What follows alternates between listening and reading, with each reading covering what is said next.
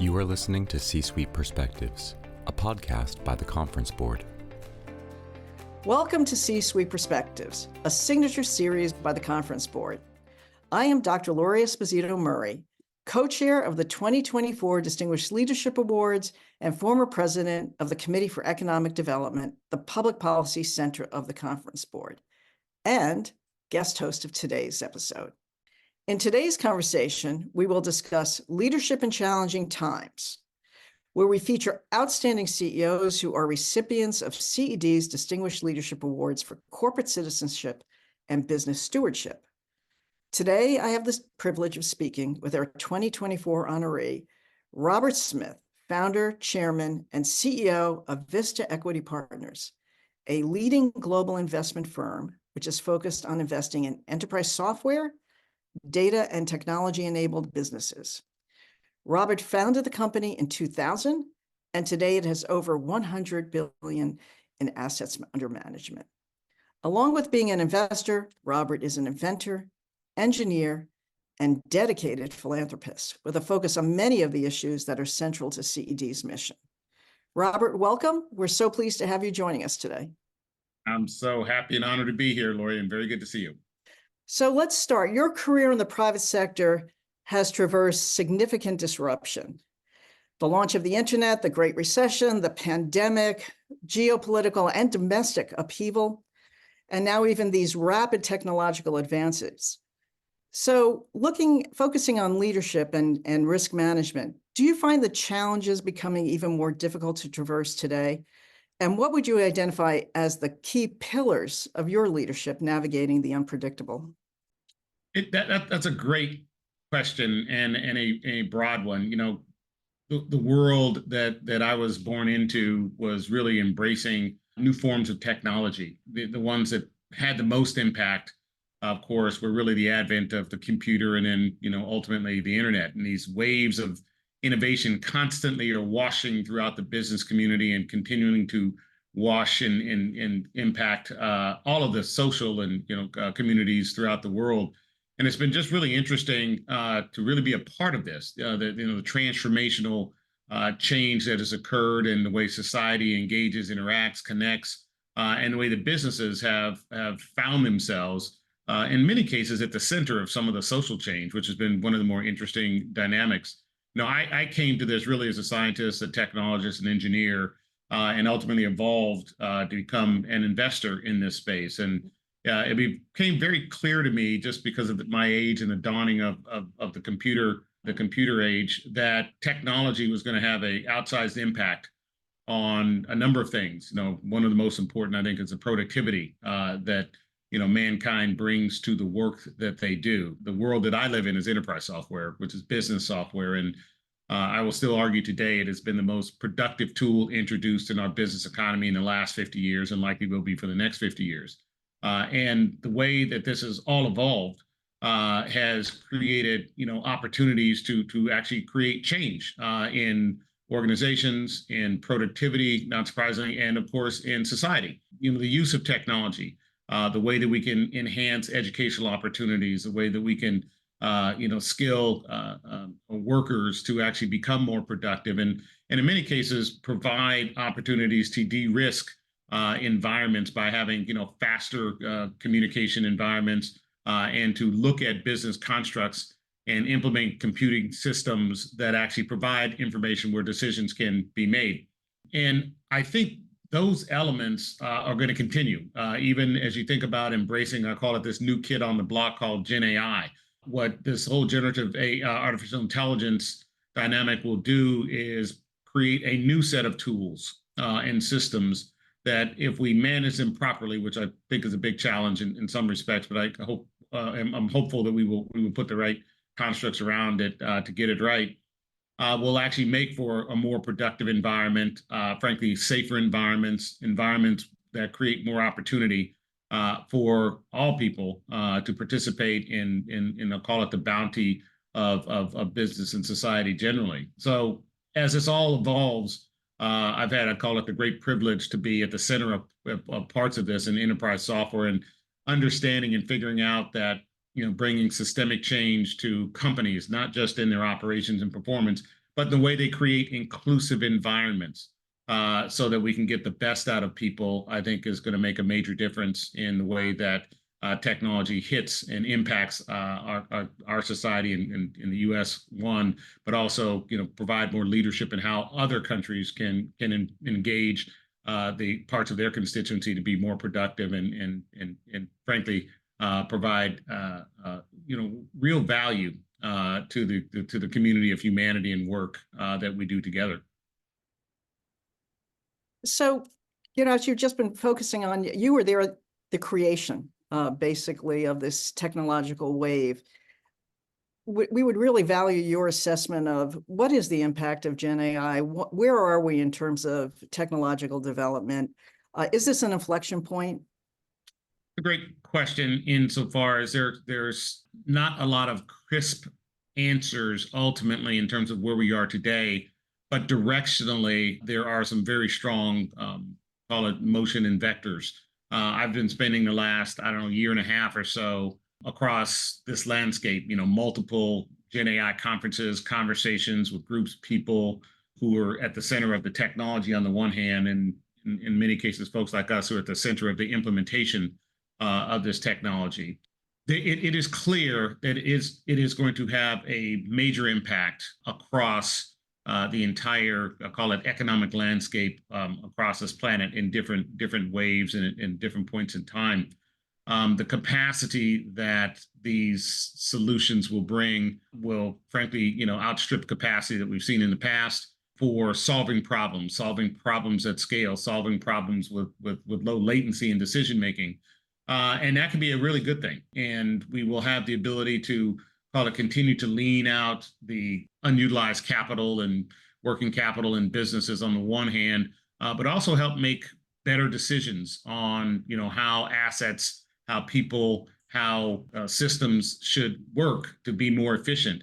And hopefully we will use this and direct it towards being efficient in the way that we are treating our planet and becoming more gentle in the way we are treating our planet and being efficient in the power generation and efficient in the utilization of, call it, the natural assets and resources on the planet. So a couple things. It is a massive implication for business generally. There are a number of course, very large companies, governments who are putting ultimately what will be trillions of dollars of capital into the space. It will affect basically every endpoint job first, and then as it becomes more effective, kind of move up the chain of decision making. There'll be waves of value that are created. The first waves will typically, as you're seeing now, are near to the benefit of the hardware vendors, hardware manufacturers, silicon manufacturers. The second wave, of course, will hit a lot of the hyperscalers, existing hyperscalers, and then call it those who are looking to emerge to be hyperscalers to deliver this compute in quantums that can be utilized by businesses and individual consumers. And the third wave will continue to inure to the benefit ultimately of, I'll call it, the application providers, the software providers, because their customers, our customers in particular, aren't necessarily looking to build their own solutions, but want to go to a trusted party to utilize Gen AI capacity in the constructs of their existing workflows, utilizing the data that, again, they hold dear and precious. So those are the elements that are going to ultimately hit the economic impact of Gen AI, and it'll be multi-trillions of dollars. There's of course the infrastructure around it, where we're going to get the power, how we're going to generate the power, building out the new data centers, et cetera, are all a part of that, call it the hardware and hyperscaler build out.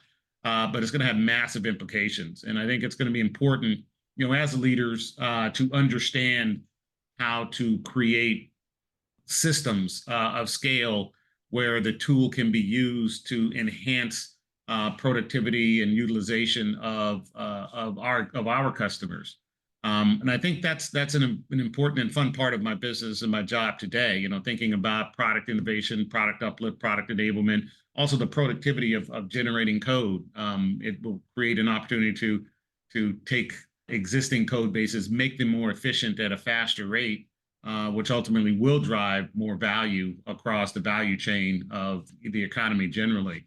And it'll be interesting to see also geographically how this motion progresses. You're starting to see, a couple different Western, U.S., Europe in one dimension. You see China in another dimension moving in different directions. And it'll be interesting to see how that all plays out ultimately. And will we get back to more of a global ecosystem as opposed to more regional type ecosystems? And those are the challenges I think that the leaders are going to have to embrace and adopt, since we've connected in many cases,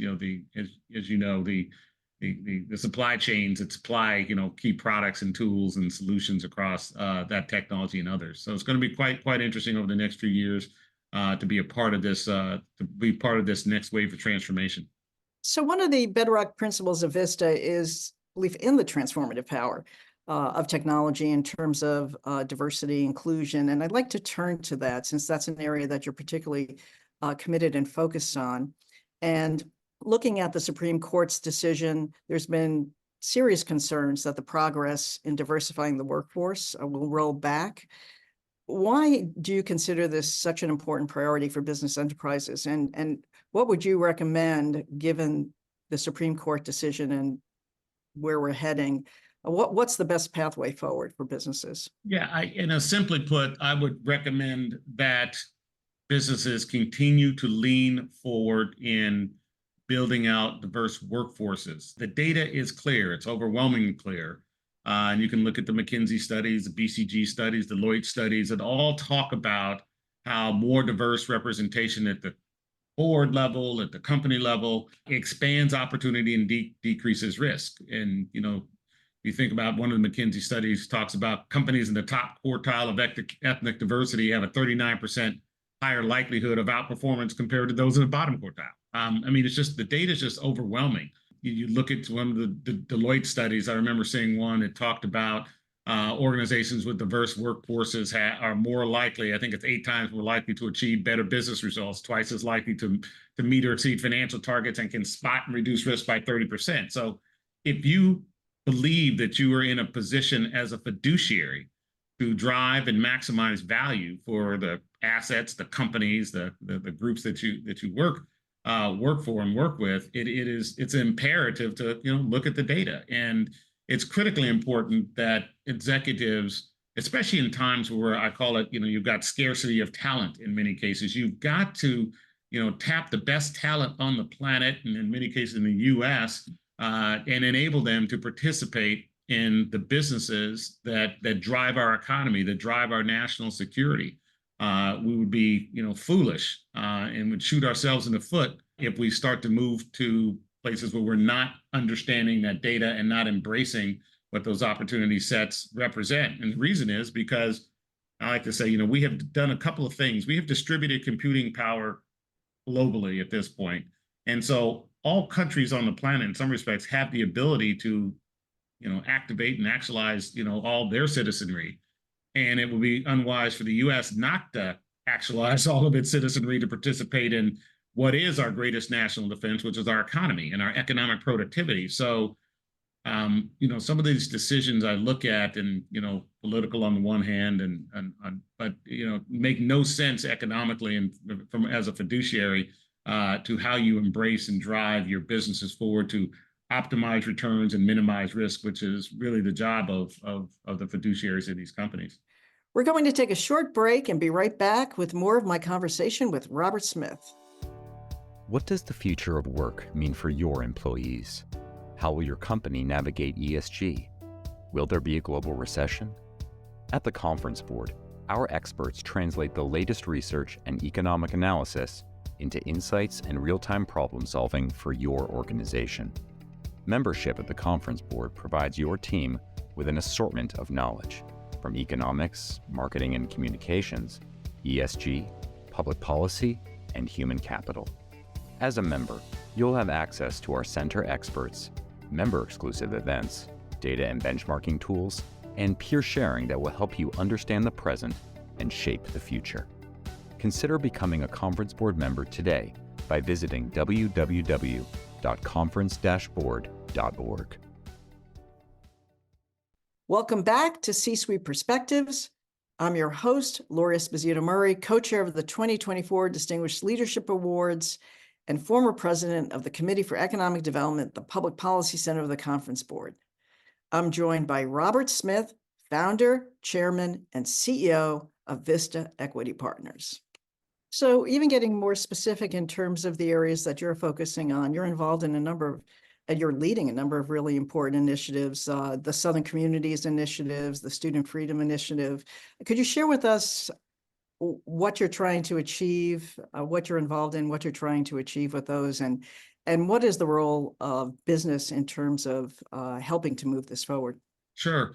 America goes through these cycles of what I call kind of racial reckoning that occur. They're typically, as a result of some tragic incident. The last major tragic incident that caused this was the murder of George Floyd, which, and again, I think because we were all at home during the pandemic, watching screens more often than we had in the past, really made us look at ourselves and look at ourselves as a country and try to figure out where is it that we want to go. And American businesses stepped forward, announced over $340 billion towards racial equity, and some have fulfilled their commitments, and a number of them have not. But as part of that, one of the groups I'm involved in, which is a business roundtable, we did a number of studies and evaluated, well, how do we as businesses take leadership roles to really enhance the opportunity for all Americans, in this case African Americans. And one of the things I did was I asked at the time the CEOs of Boston Consulting Group and PayPal to join me in working with local partners in 6 communities. We did some work and figured out that within 100 miles of these 6 communities, over half of African Americans lived, and this was Atlanta, Birmingham, Charlotte, Houston, Memphis, and New Orleans. And we looked and said, what are the specific ways that we could build out and deliver resources that advance racial and economic equity, and ways to strengthen really the local capacity in those communities. We've since been joined in our efforts by the president and CEO of the W.K. Kellogg Foundation, Lejeune Montgomery Tabron, who's been very helpful because they've been at this work for decades now. And what we've been able to do is identify a whole series of options with local partners that can actually drive specific changes in those organizations. To give you an example, one of the things that I'm focused on is how do we drive capital and access to capital into Black neighborhoods. Today, 63% of Black neighborhoods don't have a branch bank. The neighborhood I grew up in Denver, Colorado, still doesn't have a branch bank. Well, there's one there, but I've never seen it open. And 30% of Black households are either unbanked or underbanked. And so during the pandemic, one of the things we figured out as we were helping and working with the U.S. Treasury, and at that time it was Secretary Mnuchin, on how to drive capital during through the PPP program, was a lot of the CDFIs, or just community development financial institutions, and MDIs actually weren't modernized. And so it was in some cases impossible, in many cases very difficult, to put capital into these communities at any level, i.e., lending capacity, et cetera. And I think, when the early part of this PPP program hit, the big banks sucked up all the capacity and drove it ultimately into their client set, and worked with Secretary Mnuchin and Speaker or Senate Majority Leader Chuck Schumer to come up with ways to carve capital out to now address it into the communities that didn't have access. And one of the things we did was do some modernization, and then realize and identify CDFIs that actually could utilize this capital and get it into their communities. I think one of the best examples was Hope Credit Union, which is run by my good friend Bill Bynum. And Hope really is operating in the Delta and Mississippi. And prior to the modernization of that credit union, they were doing 40 to 50 business loans a year. After the modernization, they were able to process, again, digital modernization, 7,500 applications, approved almost 3,000 loans for $85 million, and their return rate is still above the FDIC levels. And these average loans were around $30,000. So these are real loans to help real businesses. But you see the ability, if you digitize and modernize these CDFIs, they have the ability to drive capital into the responsible borrowers into those communities. So that's one of the activities that we're focused on in the Southern Communities Initiative, is now to drive that across 30 CDFIs. And our sense is, by putting in and modernizing, it's about $15-20 million will increase the throughput for these CDFIs by 2 to 3 times, similar to, it was higher at the Hope Credit Union, should increase the lending capacity up to $4 billion and, again, aid 30 or 1,000 or so businesses and create another 150,000 new jobs. So these are some of the tangible activities that we're focused on in getting those done. Actually makes a real difference in people's lives in communities that we care about. So that's one of the dynamics that I'm very proud of that we've been focused on with our Southern Communities Initiative. Well, so the data that you have brought forward, the initiatives that you've launched are so powerful and significant, and also helps to bracket this problem that there are 6 communities. If we focused on those 6 communities, just the impact that we can have with over 50% of the Black population in those 6 communities. Right. And if you think about it, Lori, once we've kind of done that and, you prove it out, you now can go to the kind of the next 6 of the next 26 communities, and it makes a huge difference to the condition of Americans on the one hand, and the American economy. As this is the condition improves and people become, have access to capital, can invest in their own businesses and businesses in those communities, they become safer, the value of their homes go up, the values of the communities go up, and then it creates a very virtuous cycle. But, you have to jumpstart this cycle, and in our world, capital is the way to do it, and the responsible lending of capital or investing of capital is one of the critical aspects of that. And these communities have been starved of that opportunity set. So that's something we should all continue to lean into. And it doesn't take that much in terms of dollars, and the technology is all proven and developed. We've got great partners, our companies and Microsoft and others who are very committed to this, but we also need, that public-private partnership to drive that forward effectively.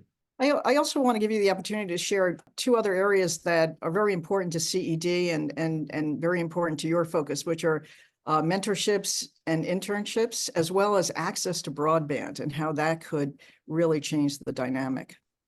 Sure. I think, we have all realized coming out of this pandemic how essential broadband access is. And, we were all just heartbroken and seeing these communities where students were at home, didn't have access to broadband, had to drive to park outside of a fast food restaurant to tap into their broadband to do their homework. And America should not have that at all. One of the things that we looked at in that context was, how do we change that? So I've got, the Student Freedom Initiative, which was really focused on providing income contingent loans to offset the high price of the Parent Plus loans. And we discovered a couple of challenges, like all things you embark upon solving a big problem. You got a bunch of little problems that I got to solve this one too. But one of the areas we found that 80% of our HBCUs actually had really broadband challenges, and in some cases we're in broadband deserts. These HBCUs, if you're not familiar, I'm sure you are, but produce about 20% of all African American graduates and 75% of all Black PhDs, 80% of our federal judges, 50% of our Black engineers. So they provide a critical pathway for African Americans to uplift their economic capacity in the U.S. Well, the good news is with a lot of work and working with, again, Chuck Schumer and others, we were able to get a couple of bills passed, bipartisan infrastructure laws, which is the largest U.S. infrastructure investment, at least in our lifetimes. But in rolling that out, it actually gets distributed at the state level. Well, as the states were going out and doing their work, many of the southern states did not take into account the African American communities in those states. And so we took on this initiative and now convened over 45 town halls in these HBCU anchored communities here directly from the people, gathered the data and put together now over 70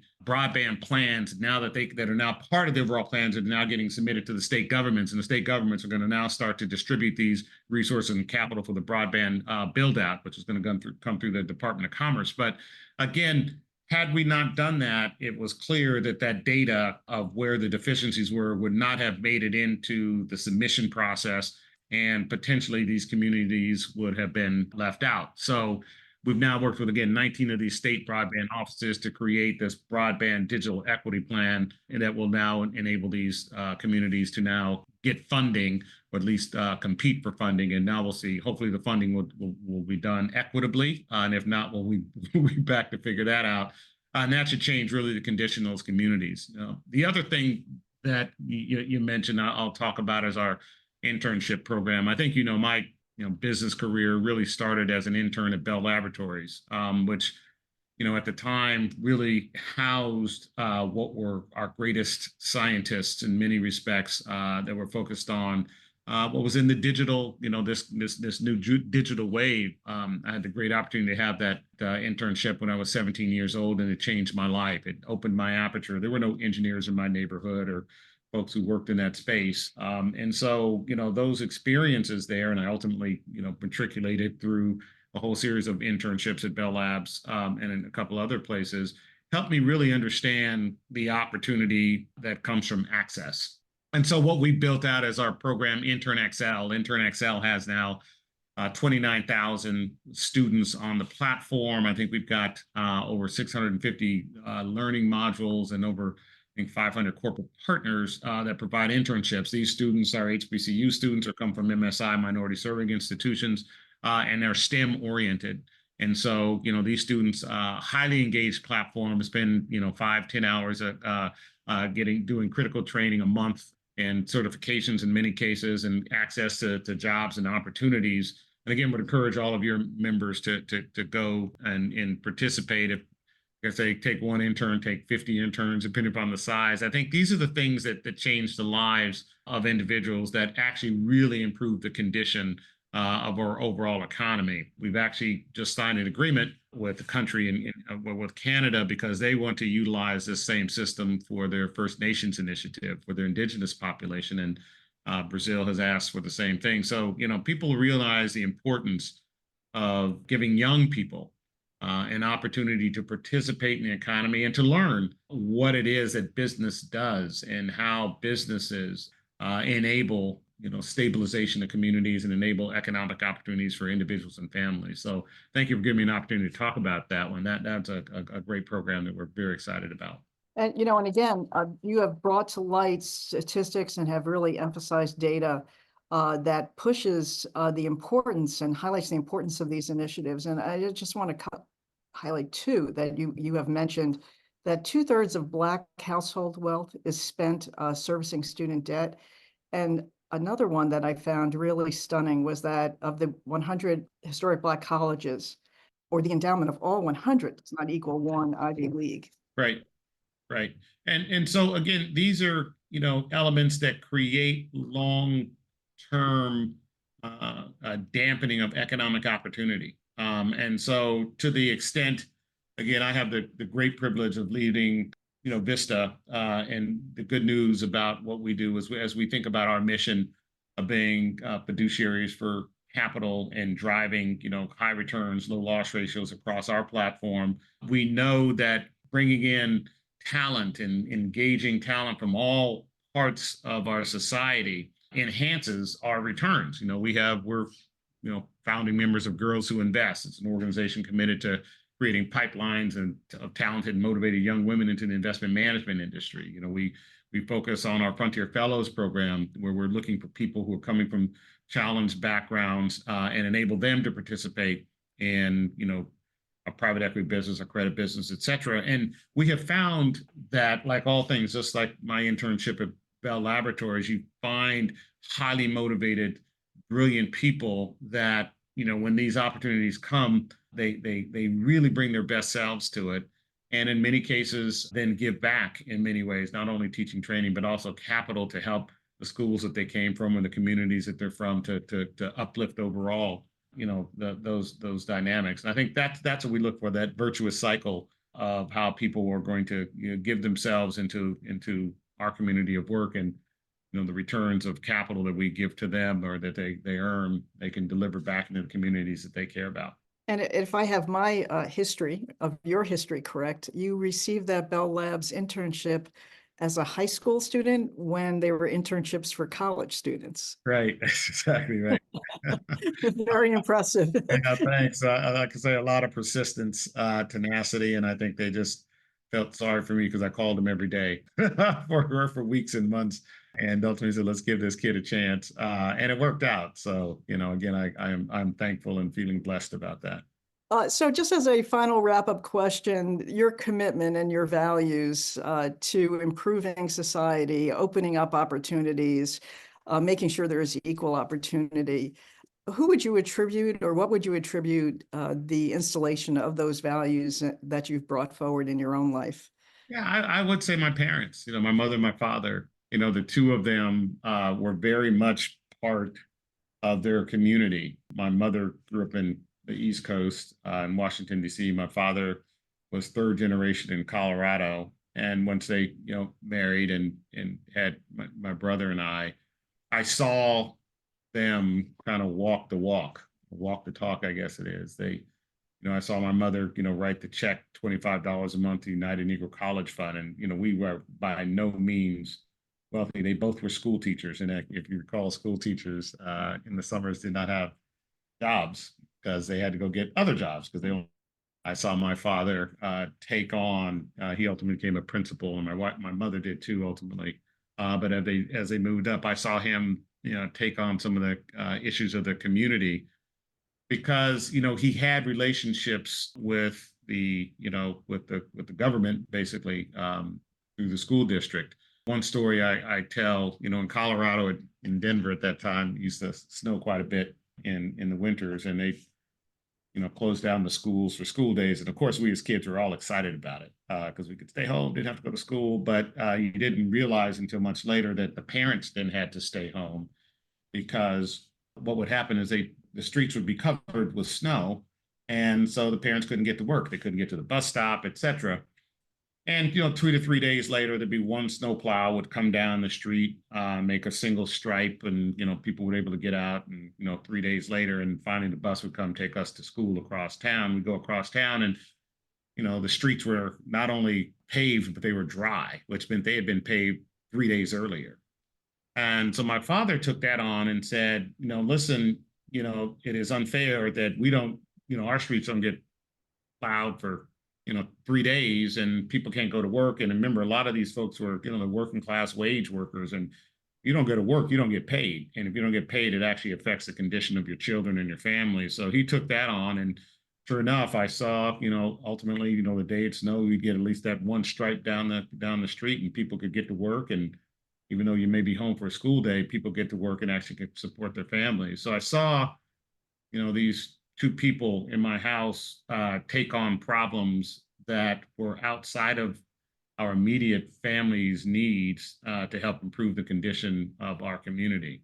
And that's an example that was set. And so I always looked at that. I call it the ethos of the beloved community, which is how, Bernice King describes it, which I love, was an important part of how I grew up, and an important part of really my intention going forward is to drive as much of that forward as I can.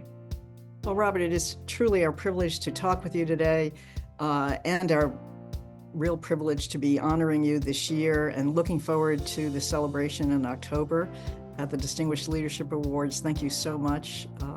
And we very much are proud to be able to support the efforts that you've undertaken. Well, thank you, Lori, and thank you for this wonderful conversation, and obviously looking forward this fall and to celebrating with you and the rest of the trustees.